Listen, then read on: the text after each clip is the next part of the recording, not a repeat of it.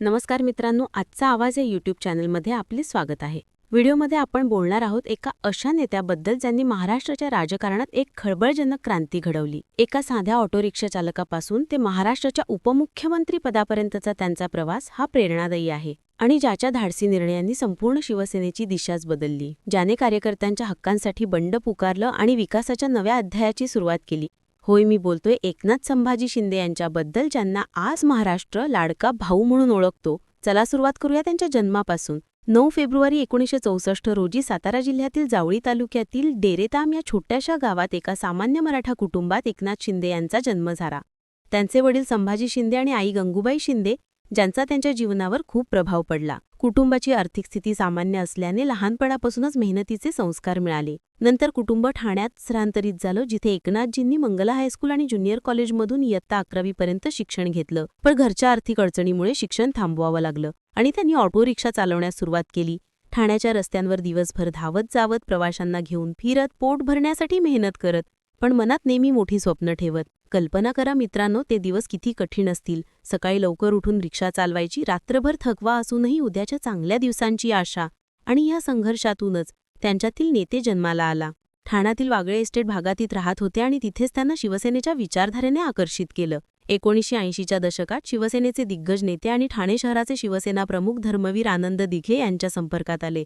दिघे साहेबांनी एकनाथजींना ओळखलं, त्यांच्या मेहनती आणि प्रामाणिकपणाची दखल घेतली आणि त्यांना शिवसेनेत सामील करून घेतलं. सुरुवातीला ते कामगार सेनेचे नेते म्हणून काम करू लागले.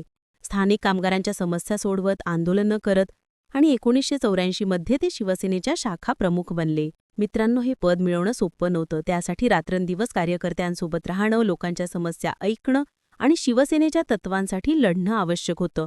त्यानंतर 1997मध्ये ते ठाणे महानगरपालिकेचे नगरसेवक म्हणून निवडून आले. पहिली निवडणूक जिंकली आणि तिथून त्यांचा राजकीय प्रवास वेगाने पुढे सरकला. 2001मध्ये ते महापालिकेत गटनेते झाले आणि दुर्दैवाने त्याच वर्षी त्यांचे गुरु आनंद दिघे यांचं निधन झालं, ज्याने एकनाथजींना खूप धक्का बसला. पण दिघेसाहेबांच्या वारशाला ते पुढे नेले.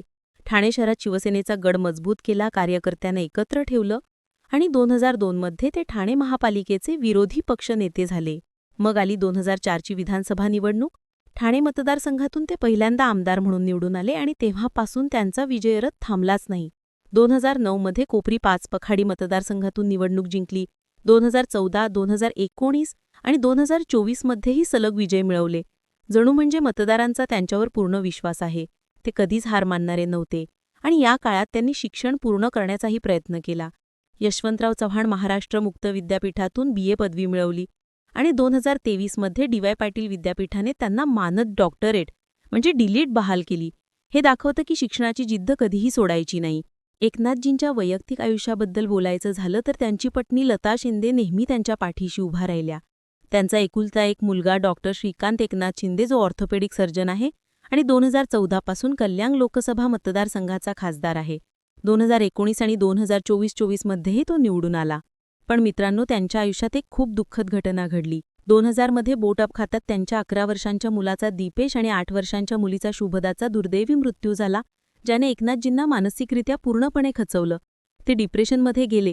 पण याच कठीण काळात गुरु आनंद दिघेंनी त्यांना सावरलं, राजकारणात अधिक सक्रिय केलं, जबाबदाऱ्या दिल्या आणि म्हणूनच एकनाथजी अधिक दृढ झाले. हे दुःख त्यांना लोकसेवेसाठी अधिक प्रेरित करत गेलं. राजकीय कारकिर्दीत 2005मध्ये ते ठाणे जिल्ह्याचे शिवसेना प्रमुख झाले. 2014 ते 2019 पर्यंत देवेंद्र फडणवीस सरकारमध्ये ते सार्वजनिक बांधकाम मंत्री आणि ठाणे जिल्ह्याचे पालकमंत्री होते. ऑक्टोबर ते डिसेंबर 2014मध्ये विरोधी पक्ष नेते म्हणूनही त्यांनी काम केलं आणि 2019मध्ये उद्धव ठाकरे यांच्या महाविकास आघाडी सरकारमध्ये ते शहरी विकास, सार्वजनिक बांधकाम, आरोग्य आणि कुटुंब कल्याण मंत्री झाले. काही काळ गृहमंत्रीपदही सांभाळलं. या काळात त्यांनी कोरोना महामारीत ठाणे जिल्ह्यात उत्कृष्ट कामगिरी केली. ऑक्सिजन प्लांट उभारले, आरोग्य सुविधा वाढवल्या आणि लोकांना दिलासा दिला. पण मित्रांनो, खरा वळण आला 2022मध्ये, जेव्हा शिवसेनेत अंतर्गत असंतोष वाढला. कार्यकर्त्यांचा अपमान होत असल्याचं दिसलं, पक्षाच्या मूळ हिंदुत्व तत्वांपासून दुरावल्याचं वाटलं आणि एकनाथ शिंदे यांनी 21 जून 2022 रोजी 39 अधिक आमदारांसह बंड पुकारलं.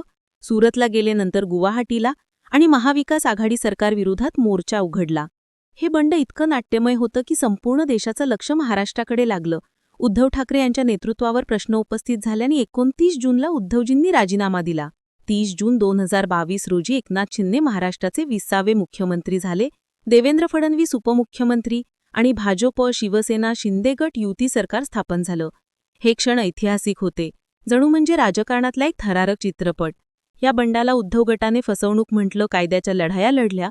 पण 17 फेब्रुवारी 2023 रोजी निवडणूक आयोगाने शिंदे गटाला खरी शिवसेना आणि धनुष्यबाण हे चिन्ह दिलं. 4 फेब्रुवारी 2024ला विधानसभा अध्यक्ष राहुल नार्वेकर यांनी एकनाथ शिंदे यांना पक्षाचे खरे नेते मान्य केलं आणि त्यानंतर शिंदे गटानं पक्षावर पूर्ण नियंत्रण मिळवलं. मुख्यमंत्री म्हणून 2022 ते 2024 या काळात एकनाथजींनी अनेक क्रांतिकारी निर्णय घेतले. मुंबईत कॉन्क्रीट रस्ते बांधले, ज्याने रस्त्यांची गुणवत्ता वाढली. लाडकी बहीण योजना सुरू केली, ज्याने महिलांना आर्थिक सहाय्य मिळालं.